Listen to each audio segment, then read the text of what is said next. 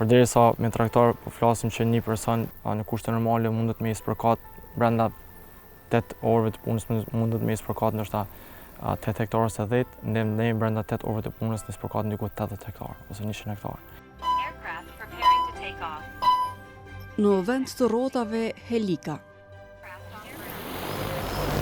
Në vend të shoferit, një operator që kontrollon çdo lëvizje të fluturimit centimetër pas centimetri. Waypoint added.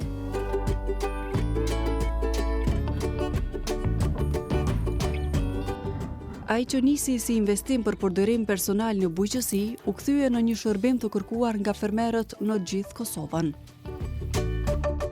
Sot, Albi Bytyqi nga Prizreni është pas kompanisë së parë të licencuar në Kosovë që ofron shërbime të spërkatjes me dron.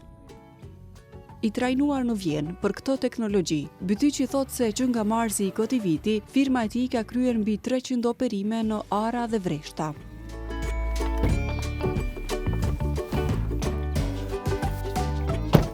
Masi kem plasu një 2-3 video në rrjetet sociale, kam pa që ka shumë kërkesa dhe kam pa që janë njerëzit kurioz për me ditë mbi funksionin e dronit.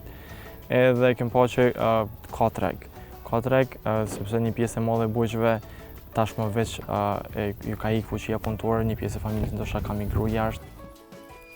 Po përveç kësaj ka pas interesim për shkak që edhe droni mundet më operu në vende ku një metodë tradicionale që është puna e traktorit nuk mundet më operu.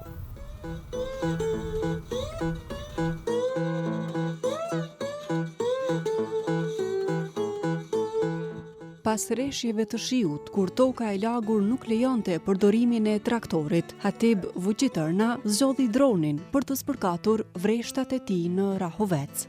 E ku marrë se e para fuqia punëtore që është mungesë, edhe dyta e ku pa efikasitetin e saj që ka një efekt shumë të mirë. Dhe momentin që është shembull toka e lakt, do të thonë na nuk kem mundësi me hy me traktor me stërpik. Bujkut nga Rahoveci, spërkatja me droni ka kursyer kohë dhe mund krahasuar me spërkatjen tradicionale që thotë se e bënin me makinë krahu. Makinë krahit për me stërpik një hektar neshtu konduft për shembull marr 3-4 veta të familjes, deri 5 veta. Për shembull një 30-tare ose 50-tare ki bo nashta gjysmë dite të stërpik, edhe në fund ditës që kanë një raskapitun komplet, i lodhun. Me drone kryen punën shumë më shpejt edhe nuk ka lodhje, domethënë. Sipas sipërmarrësit Bytyqi, 1 hektar tokë mund të spërkatet me dron brenda 10 minutash, ndërsa kostoja mbetet e krahasueshme me metodat tradicionale. Përveç shpejtësisë, ai thotë se teknologjia sjell edhe precizitet më të madh në shpërndarjen e preparateve, duke kontrolluar madhësinë e pikëzave që arrin te bimët. Por përfitimi kryesor, sipas tij, është kursimi i ujit.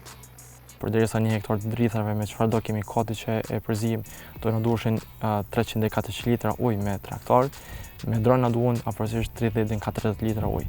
Do të thonë është një kursim 90-95% i ujit në këtë rast. Dronët janë ende një teknologji e re në bujqësinë e Kosovës, por përdorimi i tyre po tregon se puna në ara po ndryshon.